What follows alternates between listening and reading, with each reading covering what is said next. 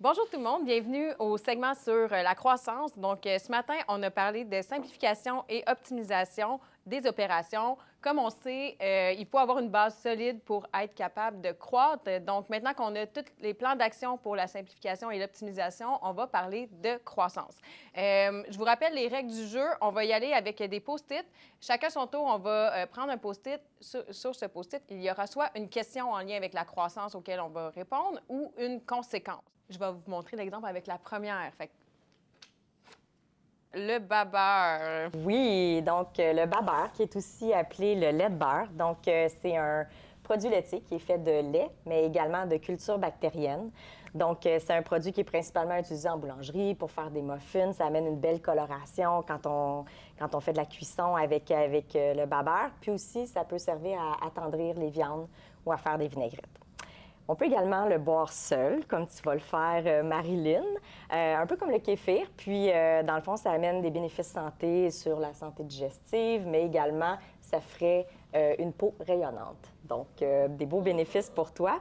Puis, en fait, je voulais vous présenter le lait de beurre parce qu'au courant de l'été, on a eu un enjeu avec notre fournisseur qui nous a donné un préavis très, très court sur le fait qu'on n'aurait plus de culture à partir de septembre.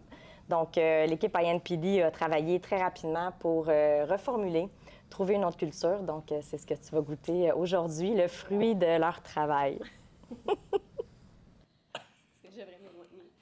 Yes, sir! Yeah! Ça goûte le petit jus dans le fromage cottage. Ah, ça, c'est bon. Ça. Mais non, bois. Ouais, un petit côté salé, un petit côté acide, un petit côté suri. OK, on poursuit? D'abord, je vais moi aussi avec un petit post. OK, c'est une question. Donc, quels sont vos projets futurs qui généreront de la croissance? Qui veut commencer? J'aimerais ça revenir un peu sur 2024. Donc, malgré plusieurs défis qu'on a connus dans la catégorie des produits frais, on a eu une grève, on a eu un feu, on a eu des enjeux d'emballage et vraiment, j'en passe. On a réussi vraiment à accomplir des choses extraordinaires, puis je veux profiter de l'occasion pour les mentionner parce que ça a été fait avec une équipe exceptionnelle qui a vraiment tout donné durant tous ces événements-là pour qu'on réussisse à avoir, en fait, pour une 5e année consécutive, un BAYA qui est au-dessus de notre budget. Donc, c'est vraiment, vraiment un super bel accomplissement de la part de l'entièreté des équipes avec lesquelles on travaille. On a aussi lancé, bien, vous le savez, le naturel crémier à café. Donc, c'est des crèmes à café aromatisées. Puis ce lancement-là, bien, ça nous permet, dans le fond, d'entrer dans un segment qui cible les jeunes générations. Donc, super important pour nous pour assurer la pérennité de la catégorie, d'aller chercher des produits qui répondent aux besoins des plus jeunes. Puis aussi, c'est un segment qui est principalement occupé par des produits, dans le fond, non laitiers. Donc, pour nous, c'est vraiment intéressant d'arriver avec un produit qui est naturel, qui est fait à base de lait et de crème, puis avec très, très peu d'ingrédients. Donc, je vous invite à regarder la liste d'ingrédients de nos compétiteurs. Vous en avez pour un petit bout de temps. Puis finalement, bien, la collaboration avec les Mignons, qui était une première pour nous, puis qui était un projet vraiment chouette. Donc, ça, c'est tout ce qui a été accompli en F24. Puis en F25, on a des grands projets. Mais on se doit d'abord de prioriser vraiment la stabilisation de notre business. Je vous en ai parlé ce matin au niveau, entre autres, de nos opérations. Mais ça ne nous empêche pas quand même de mettre la table puis de mettre des fondations solides, dans le fond, pour assurer notre croissance. Donc, cette année, on a 3 initiatives clés qui vont justement là, mettre la table pour une croissance future. Le premier, c'est le déploiement de notre positionnement de nos marques naturelles et les marques régionales. Donc, c'est un exercice qu'on a débuté il y a un petit peu plus de 18 mois. Puis l'objectif vraiment, là, derrière le repositionnement, c'est de s'assurer que nos marques sont fortes, puis qu'elles supportent notre objectif d'être une catégorie pérenne dans le temps. Donc, s'assurer que ça se poursuit pour les générations à venir. Donc, en termes de repositionnement, ça se fait à 3 niveaux. Donc, l'uniformisation puis l'harmonisation de notre image pour avoir un impact plus grand. La modernisation aussi, comme je vous dis, pour attirer les jeunes générations, mais aussi accueillir les innovations futures. Puis finalement, bien, on va mettre de l'avant toutes les valeurs de la coopérative. Donc, vraiment, sur nos emballages, un panneau complet qui va être dédié à la coopérative. Puis c'est vraiment, l'intention, c'est de nous donner un avantage concurrentiel par rapport aux autres joueurs dans le marché. Deuxième initiative, je vous ai dit qu'on travaille sur un investissement qu'on va faire à Don Mills. Eh bien, on est déjà en train de préparer le second investissement qui va arriver plus tard en 2028 pour capturer encore là la croissance de nos segments. Donc, on a vraiment une visibilité là, sur la croissance du sans lactose puis du Naturel Plus. Donc, on poursuit dans cette veine-là avec des investissements pour capturer la croissance. Puis finalement, on va mettre à jour notre feuille de route de l'innovation. Donc, on sait que pour la catégorie des produits frais, on a des enjeux capacitaires. Donc, ça va être la révision puis l'optimisation de notre feuille de route pour s'assurer qu'on prépare l'avenir dès maintenant. Bien, je peux poursuivre. Y aller? Ben oui. Oui, absolument. Nous, de notre côté, le gros défi, les objectifs pour 2025 de croissance, là, c'est de travailler sur notre mix de produits pour s'assurer qu'on vend les bons produits avec ceux qu'on fait le plus d'argent, puis qu'on se positionne bien pour pas trop non plus apporter de la complexité dans nos usines. C'est tout le temps un ratio, il faut croître, mais il faut croître d'une façon intelligente. Fait que ça, c'est vraiment notre mantra pour l'année prochaine. Clairement, l'innovation fait partie aussi de notre stratégie. Donc, on a pas loin de 90 tonnes pour fromage fin, c'est beaucoup. Dans l'usine, je pense essentiellement dans l'usine de Oka, en termes d'innovation. Fait qu'on a beaucoup de choses dans le pipeline. On s'entend que chaque produit de notre côté, c'est quand même des petits volumes là, quand on se compare à chez les industriels. Donc, on doit travailler beaucoup pour développer plusieurs produits pour arriver justement à aller chercher ces capacités-là dans nos usines. On va travailler beaucoup avec nos marques également. Donc, on a beaucoup de similarités dans nos catégories. On a des marques fortes qu'on doit continuer d'investir derrière pour positionner comme étant la référence dans la catégorie. On est le joueur numéro 1 dans notre segment cible où est-ce qu'on veut se positionner dans le entertaining cheese. On va continuer de le faire. On a des objectifs d'augmenter nos parts de marché. On va continuer d'investir intelligemment. Donc, il y a une grosse partie qui va passer derrière l'investissement shopper marketing. Pour nous, c'est quand même très important. La majorité des achats, je le répète souvent ça, mais c'est hyper important. La majorité de l'action se fait en magasin. Les gens ne savent pas trop qu'est-ce qu'ils vont acheter, puis c'est là que ça se passe. Donc, c'est vraiment important de capitaliser là-dessus. Puis ça ressemble à ça. Donc, des innovations vraiment le fun, des extensions de ligne, puis le développement également de la marque privée. Donc, en parallèle, c'est vraiment, encore une fois, de trouver la balance entre la marque nationale et la marque privée pour répondre autant aux consommateurs et à nos clients pour leur offre produit. Voilà. De votre côté, du côté industriel? Des beaux projets dans le pipeline. Si on regarde juste pour 2024, on a eu d'importants gains de business, là, tant au niveau détail que services alimentaires. Puis pour vous donner un ordre de grandeur, on n'est pas aux 90 tonnes de fine cheese, on est plus dans le 11 millions de kilos incrémental. Une bonne partie va être intégrée en 2025, donc c'est à prendre en considération dans nos plans. On a aussi eu un contrat qui a été sécurisé dans l'industriel, un contrat quand même de près de 2 millions. On a fait des lancements de produits, on a réduit l'inventaire de préchauffé. On a valorisé des quotas aussi, beaucoup de quotas valorisés au niveau fromage et beurre cette année. On est allé chercher 4 millions en marge incrémentale. L'année précédente, c'était 200 000. Fait que vraiment une belle utilisation et il nous reste encore beaucoup de potentiel. Donc, pour 2025, vraiment, on se concentre à livrer les projets qu'on a avec nos clients actuels. On continue à développer nos feuilles de route d'innovation. Comme de ton côté, Marie-Josée, on doit demeurer pertinent pour les consommateurs. Donc, cette année, vous allez voir en tablette un fromage sans lactose chez Costco, un râpé format familial chez Métro, une croûte farcie à saveur chez Pizza Pizza et des tranchées marbrées chez Loblaws, entre autres. Donc ça fait partie de nos feuilles d'innovation. J'en ai parlé plus tôt ce matin, mais on veut aussi raffiner le plan de catégorie. Ça passe par l'identification des roadblocks au niveau du plan manufacturier. On se doit d'évaluer non seulement les projets pour libérer la capacité maintenant, mais aussi évaluer les projets dans diverses usines pour aller ajouter de la capacité puis continuer à poursuivre notre croissance. Et finalement, on travaille la stratégie du service alimentaire. Pour nous, c'est clé. Si on veut continuer à aller chercher des opportunités et faire croître la business, ça passe par le service alimentaire. Du côté de Frozen, croissance de catégorie, évidemment, on pense à la nouvelle ligne d'extrusion qui n'est pas parti cette année comme prévu. C'est pas un scoop, mais on a eu un enjeu avec l'équipement.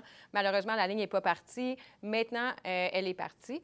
Donc, on avait 16 nouveaux produits qui avaient déjà été développés pour cette nouvelle ligne-là. Fait qu'évidemment, l'année prochaine, bon, priorité numéro 1, on stabilise Truro et ensuite, on lance quand même des innovations et on définir des bases solides pour pouvoir croître et remplir cette ligne-là. Donc, on va lancer plusieurs innovations, puis je vous ai amené quelques coups de cœur sur la nouvelle ligne d'extrusion que vous allez pouvoir goûter sous peu. Ici, pour panache, donc Sobeys, on y va avec la barre extrudée mangue coconut. Ensuite, Federated Co-op, mais qui va être aussi sous Western Family, c'est la Strawberry Cheesecake. Sous Irrésistible, donc Métro, une sandwich premium ronde qui est au caramel salé avec des morceaux de caramel. Et finalement, sous la marque Choix du Président, au churro et cannelle. Donc, ça, c'est mes 4 coups de cœur, mais il va y avoir 16 nouveaux produits lancés en mars. Donc, notre priorité, évidemment, c'est de lancer avec succès. On a aussi gagné la business de Métro, comme je mentionnais plus tôt aujourd'hui, donc toute leur crème glacée premium. Donc, on veut vraiment lancer cette business-là avec succès. Donc, on stabilise les opérations de Truro. On lance des innovations en parallèle, mais de manière très disciplinée. Et une fois que tout est stabilisé aussi, bien, on va vraiment avoir amené nos partenariats avec nos marques privées, les maximiser, en fait, je dirais, et aussi développer des nouveaux partenariats potentiellement avec un focus sur les segments à valeur ajoutée. On est-tu bon pour un autre... Tu vas peut-être tomber dans les conséquences. Conséquences. Goûter à la crème glacée au durian. Parfait. Je vais expliquer ce que c'est. Je vais aller la chercher rapidement. Donc, la crème glacée durian. Le durian, c'est un fruit de l'Asie du Sud-Est. Hubert, est-ce que tu gardes ta conséquence ou tu fais un ricochet? Oh. Ça goûte les oignons. Ah non. Ah, ça goûte les oignons dans ta poubelle que tu as laissé longtemps. Dans le jus de Ah. Dans le Ah, jus de perdu. Ça pique.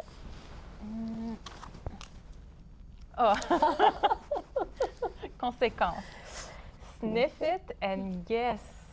Tu me dis pas ce que je sens, Je là. te dis pas ce que tu sens. Je vais le montrer, par contre. Donc, voilà. Tu as le choix. Soit que tu le tiens, tu l'approches. Je te demanderais de le qualifier. Qualifier ce que tu sens. C'est-à-dire les attributs. Ce que tu imagines que ça peut être. Ça sent les champignons. Ça sent ici. Ouf! Oh, ça sent Quelques vraiment détails. pas bon. Ça serait vraiment pas. OK, Non. c'est négatif. Ah, c'est très négatif. C'est très négatif. Il y a quelque chose qui a mal été. C'est pourtant très beau. Je t'invite à enlever ton loup pour le regarder, l'observer. Je vais le laisser nous accompagner. Du rien. Donc, bon, effectivement, c'est de notre catégorie, tu t'en doutes. Oui. Donc, je vais faire un lien avec la discussion précédente de partenaires laitiers. Hein? Le lien est facile à faire. Non, afin de maintenir une position de partenaire laitier de choix, on se doit de monitorer les plaintes. On se doit de mettre en place des plans d'action rapides, des plans d'action adéquats. Donc, souvent, mettre la clé sur le produit, c'est clé pour la résolution de problèmes. Donc, des fois, on a des belles surprises comme ça. En fait, ce que je dois vous dire, là, c'est que ce qui cause ces belles moisissures, souvent, c'est des petits trous de la grosseur d'une tête d'épingle. Donc, tant qu'on n'a pas l'emballage entre les mains, c'est difficile de voir d'où vient le problème sur la machine. Il faut comprendre aussi que les lignes vont très, très vite. Ça fait plusieurs millions de kilos par année. Donc, C'est pour ça qu'on demande à nos clients, des fois, de garder les échantillons puis de nous les retourner. Et voilà. Puis on ne décèle Exactement. pas à l'œil humain nécessairement c'est quoi le problème. Non. Directement sur la ligne, par exemple. Exactement. Et parfois, c'est pas répétitif ou il faut voir vraiment qu'est-ce qui se dessine, c'est quoi avoir un overview du Ça peut être topo. dû à quoi, les Donc, micro-perforations? Souvent, c'est l'emballage peut accrocher sur la ligne, sur une petite pièce qui dépasse. Ça peut être quand on prend l'emballage, on le dépose dans des boîtes. Ça peut être au scellage aussi. Parfois, c'est des micro-morceaux de fromage dans le scellé. qui fait que ça ne L'empêche scelle pas que ça bien. soit- Exactement. Donc, c'est important que la qualité du fromage même qu'on met dans l'emballage soit top pour justement que le scellage se fasse bien. C'est à mon tour, hein? J'ai T'en es encore pas le loin. goût. Moi, je... T'es sensible, moi aussi. J'ai une question. Quels sont vos objectifs de part de marché? Je vais commencer. Fait que pour la catégorie Frozen, c'est sûr qu'on est vraiment orienté sur nos marques privées, en fait, les marques privées et notre part de marché dans la catégorie des marques privées. Ce qu'on va vouloir dans la prochaine année, c'est évidemment de continuer de développer nos partenariats, comme on disait. Il faut regagner la confiance de nos clients, puis après ça, croître ensemble. Donc, ce qu'on veut, c'est augmenter nos parts de marché, autant dans la crème glacée en pot que dans la crème glacée en friandises unitaires. Bien sûr, on a aussi le gain de la nouvelle business de Métro. Donc, on devrait voir cette croissance-là montrer des parts de marché supérieures à aujourd'hui. Fait qu'aujourd'hui, juste pour donner une idée, notre part de marché, c'est 57 en dollars sur la marque privée. Et ça, c'est à part du nouveau gain de business qu'on a avec Métro. Voilà. J'aimerais peut-être ça rebondir sur toi, Marilyn, parce que notre catégorie aussi, quand on regarde les parts de marché... Bon, on s'en est remis, on est de retour. OK. Comme je disais, je rebondis sur tes propos, Marilyn. Pour la catégorie fromage et beurre, nous aussi, on regarde les parts de marché de nos marques privées au niveau du détail. Ce qui est super, c'est que cette année, la marque privée dans le fromage a surpassé la part de marché de la marque nationale, malgré que les marques nationales ont été super agressives au niveau des prix et promotions. À Groupeur, on est leader dans la marque privée, dans la catégorie. Donc, on a vraiment comme objectif de conserver notre position de leadership et d'accompagner nos clients à continuer de croître au niveau de la marque privée, évidemment, pour contrer les marques nationales. Ceci étant dit, on a aussi des objectifs services alimentaires industriels. Services alimentaires, c'est vraiment, comme Marissa le disait, de renouveler nos 3 grands contrats au niveau des pizza chains. Évidemment, aussi aller chercher des opportunités au fur et à mesure qu'on a des plans d'action pour libérer de la capacité. Et au niveau industriel, c'est de garder notre leadership au niveau du processed cheese, le processed cheese qui est communément les bâtonnets de fromage. C'est un segment qui est extrêmement profitable pour lequel on est un joueur clé dans l'industrie. Je vais faire une mention sur le beurre. Au niveau du beurre, on s'attend à avoir moins de production pour l'année prochaine, notamment parce qu'il y a des classes de lait et de yogourt qui tirent beaucoup sur l'approvisionnement. Ça va être un défi. On travaille sur les allocations et on va continuer de valoriser nos quotas à l'import, dépendamment du type d'utilisation. Je peux peut-être oui. continuer. Là, c'est connu hein, avec les enjeux capacitaires qu'on a au niveau des produits frais. J'en ai parlé beaucoup. Notre focus en 2025, ça va vraiment être de protéger nos parts de marché. Donc, on a vraiment une place privilégiée. Là. On est numéro 1 dans plusieurs catégories. Au niveau du premium, c'est des acquis qu'on a bâtis là, vraiment année sur année. Donc, on ne veut pas perdre ça. On veut rester numéro 1 dans le sans lactose notamment. Naturel Plus, on a été le 4e joueur. On est rendu numéro 2 national. Donc, c'est vraiment des super beaux accomplissements qu'on ne veut pas perdre puis qu'on va devoir là, maintenir malgré les enjeux capacitaires qu'on va connaître. Donc, c'est vraiment un gros défi de protection pour l'année prochaine. Puis, il y a un endroit où on veut croître, c'est dans le segment des crèmes à café aromatisées. Donc, avec les naturels crémiers à café, notre ambition, présentement, on est à 1,6 % de part de marché.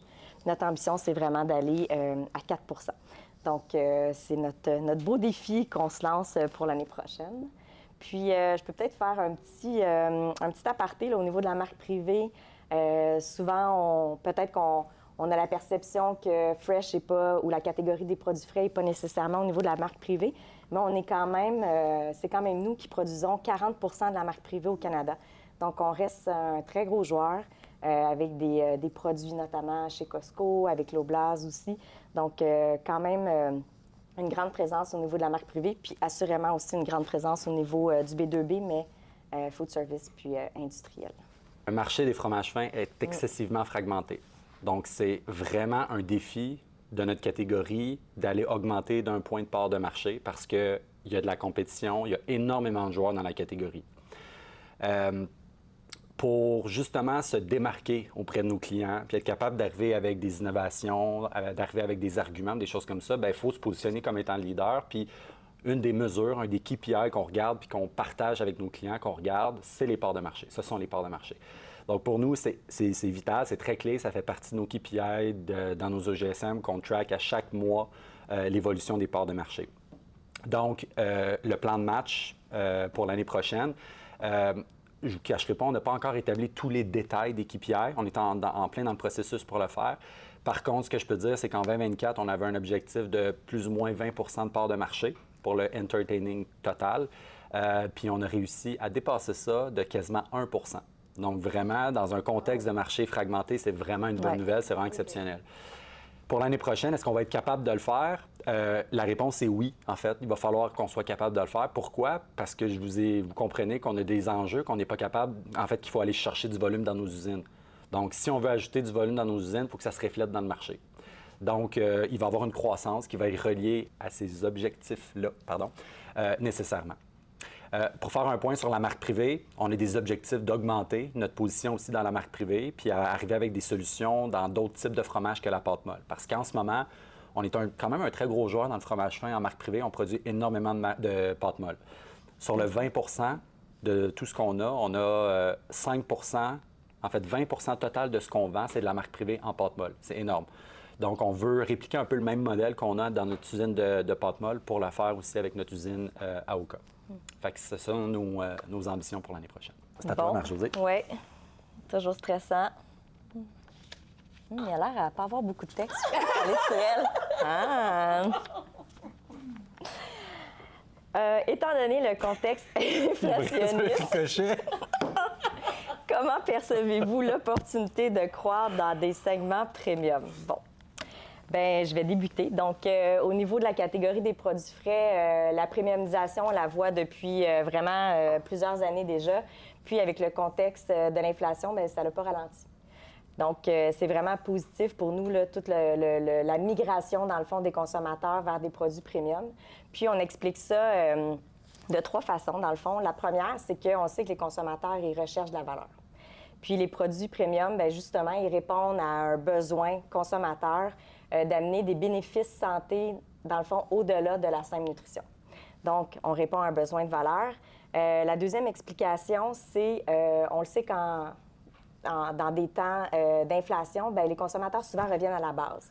Puis quand on leur demande, dans la prochaine année, où ils vont investir ou dépenser plus en termes d'alimentation, bien, les produits laitiers font partie de leur top 3. Donc, on le sait que les consommateurs ont vraiment l'intention d'augmenter leur consommation des produits laitiers. Puis finalement, c'est au niveau de la hausse de prix. Donc oui, on en a eu au niveau du lait dans les dernières années des hausses de prix, mais ça reste que les hausses de prix nous maintiennent quand même en deçà de la moyenne des produits alimentaires dans le marché. Donc, ce que ça fait, c'est que le lait, notamment le lait premium, ça reste un produit, dans le fond, qui a une haute densité nutritionnelle puis très abordable. Puis le meilleur exemple de ça, c'est notre Natrel Plus, dans le fond, qui amène 18 grammes de protéines dans un verre de 250 ml. Donc, c'est vraiment une source de protéines, donc élevée, puis de grande qualité, à un prix vraiment abordable. Là, on se compare en termes de coût à 2 œufs. Donc, c'est vraiment tout ça qui justifie le fait qu'en tout cas, dans les produits frais, on voit vraiment une premiumisation qui est très positive pour nous d'un point de vue profitabilité aussi. Voilà. Est-ce que c'est la même chose? Clairement, dans la crème glacée, on l'a vu par tes exemples que tu as présentés. Là. Il doit avoir... Effectivement, les catégories premium sont quand même en croissance. C'est sûr qu'un contexte inflationniste, on va se dire que tout ce qui est discrétionnaire va nécessairement diminuer. Donc, je ne peux pas dire qu'il n'y a pas eu un certain ralentissement dans la croissance.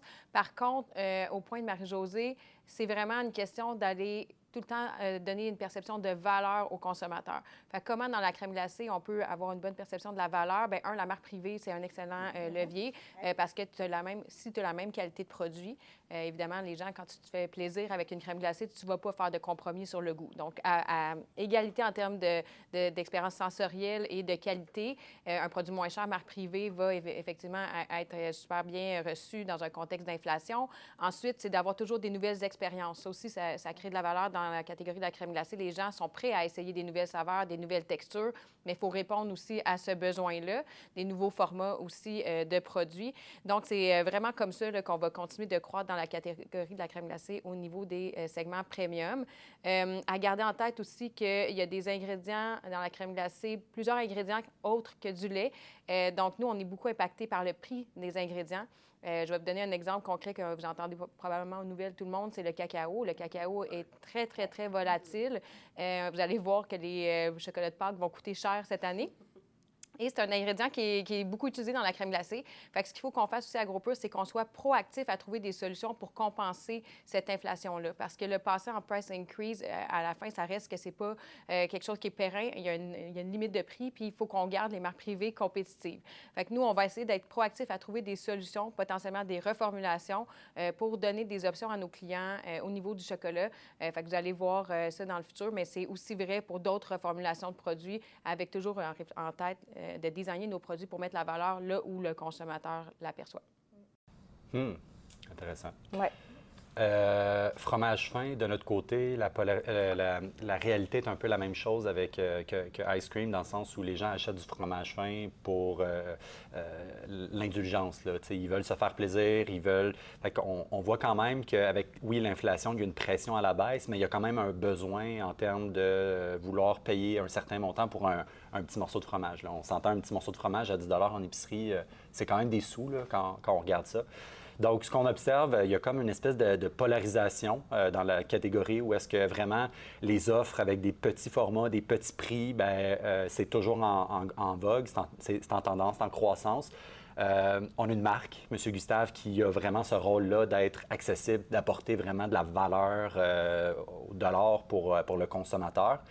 Mais de l'autre côté, on a quand même une tendance qu'on voit un shift où les gens veulent, justement, à ton point, vivre des expériences, aller chercher un produit de spécialité, d'avoir une saveur unique, différenciée.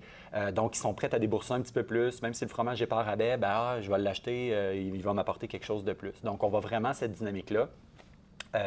Puis ça, en fait, d'avoir les deux, c'est hyper important. Donc, pour nos clients, essentiellement, ils vont chercher deux types de consommateurs aussi différents. Puis ça fait partie de nos stratégies de pouvoir combler ces besoins-là dans nos roadmaps d'innovation.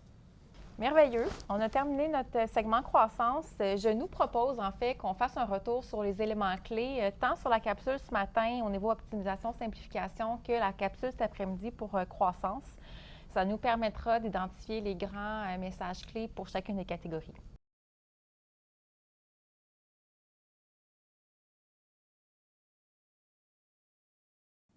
Donc, pour résumer les priorités de la catégorie de la crème glacée, on se rappelle que l'objectif pour la catégorie, c'est d'être le partenaire de choix dans la catégorie des produits congelés. Donc, comment on va s'y prendre? Deux stratégies. La première stratégie, c'est la stabilisation de nos opérations pour nous permettre de croître. Donc, comment ça va se faire, ça, cette stabilisation des opérations? Bien, ça va être de s'assurer que nos opérations sont fiables. Et pour y arriver, on va optimiser au niveau manufacturing, mais on va aussi optimiser au niveau de notre portefeuille de produits. Et l'idée, c'est de toujours avoir un mindset d'excellence opérationnelle. Ensuite, notre deuxième stratégie, c'est de croître de manière profitable. En 2025, ça va se faire en livrant nos innovations sur la nouvelle ligne d'extrusion avec succès et évidemment en intégrant la nouvelle business de Métro. Et finalement, on va vouloir aussi se projeter dans la croissance de 2026 et plus loin en s'assurant d'avoir un partenariat fort avec nos marques privées et aussi développer des nouveaux partenariats avec des nouveaux joueurs. On a trois grandes priorités pour la catégorie fromage et beurre. La première, c'est sécuriser et livrer la base. Ça passe par l'exécution, la livraison du nouveau portefeuille de Walmart. On s'assure de soutenir nos clients existants avec le même niveau de service. On souhaite renouveler nos contrats à venir pour le service alimentaire et on souhaite maintenir notre leadership dans le processed cheese, qui sont les bâtonnets de fromage. Notre deuxième priorité, c'est la croissance qui va passer par l'optimisation cette année. On en a beaucoup parlé aujourd'hui. On va déplacer des produits d'une ligne de conversion à une autre pour libérer de la capacité. Mais on a aussi des projets cost-out et les portfolio optimization. Notre troisième grande priorité, c'est le plan de catégorie. On se doit de redéfinir notre plan pour savoir où jouer pour mieux gagner.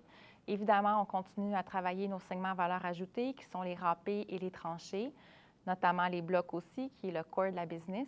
On s'assure de garder de l'efficacité opérationnelle en proposant des SKU déjà existants dans le portfolio. On planifie aussi continuer à travailler notre stratégie au niveau du service alimentaire. Donc, je vais commencer par rappeler l'objectif de la catégorie des produits frais qui est de stabiliser, simplifier et optimiser pour une catégorie pérenne. Donc, notre première priorité, là, sans grande surprise, c'est la simplification, la stabilisation puis l'optimisation de nos opérations. Puis, on va réaliser ou contribuer à cette priorité-là via 3 principaux leviers. Le premier, c'est toutes les initiatives, la mise en œuvre des initiatives au niveau des réalités capacitaires entre le sans lactose puis le Natrel Plus. Ensuite, ça va être l'exécution du projet d'investissement à notre usine de Don Mills et finalement la livraison là, du business case pour aller chercher une croissance additionnelle à partir de 2028. La deuxième priorité, c'est au niveau des fondations, donc de mettre des fondations solides justement pour supporter la croissance de notre catégorie puis la pérennité. Puis encore là, on va contribuer à cette priorité-là via 3 leviers. Le premier, c'est de protéger notre leadership au niveau du sans lactose puis du Natrel Plus. Ensuite, c'est de croître avec le Natrel crémier à café. Puis finalement, ça va être le déploiement là, de notre repositionnement de marque au niveau de Natrel et des marques régionales pour s'assurer qu'on a des marques fortes, qu'on a des marques pertinentes qui vont contribuer à la pérennité de la catégorie. Pour la catégorie fromage fin, le premier objectif, ça va être de s'assurer de poursuivre la croissance du volume domestique, principalement en mettant un focus important sur l'usine d'Oka. Comment on va le faire? On a des projets de marque privée, on a des ambitions de croître dans les marques nationales, puis on va aller chercher du volume de cette façon-là. Le deuxième objectif, ça va être l'objectif de profitabilité. En quoi ça consiste la profitabilité? On va travailler sur des projets économiques, on va s'assurer de valoriser les quotas à leur plein potentiel. On va s'assurer de travailler un mix produit le plus efficace possible et on va aussi travailler à focusser sur les bons projets pour justement aller chercher le plus de marge lorsqu'on est capable de le faire. Et finalement, le troisième objectif, c'est de bâtir le futur. Donc, on a un objectif de croissance, de simplification, d'optimisation, mais il faut penser déjà à ce qui va s'en venir dans les prochaines années. On parle ici de recyclabilité, de premiumisation, puis de travailler déjà en amont avec nos clients à bâtir le roadmap pour les prochaines années. On pense entre autres aux réalités culturelles, au contexte inflationniste et tout ce qui va s'en suivre.